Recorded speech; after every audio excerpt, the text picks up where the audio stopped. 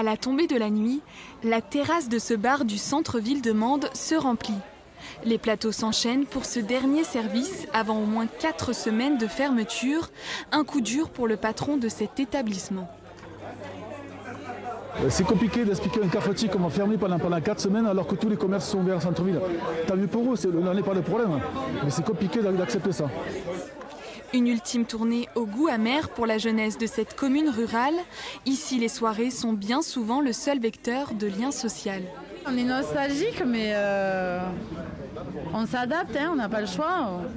On aimerait bien continuer à profiter comme avant, mais c'est pas possible. Donc bon. Et c'est un peu nos seuls moments de rencontre, quoi, parce que les bars, les restaurants et tout ça, si tout ferme, on n'a aucune... on ne pourra pas se retrouver, à part peut-être dans les appartements, mais même si le couvre-feu est présent, ça va être très compliqué, quoi. Dans le plus petit département de France, c'est l'incompréhension face à cette décision.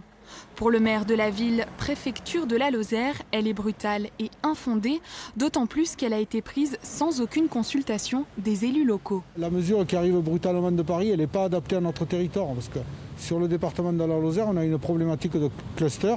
Dans quelques établissements, maisons de retraite ou établissements médico-sociaux, et que d'aller prendre des mesures de couvre-feu à 21h ou d'interdiction de faire fonctionner des bars toute la journée, je ne crois pas que ça soit un lien et que ça permette malheureusement de régler la problématique de ces centres, de ces maisons de retraite.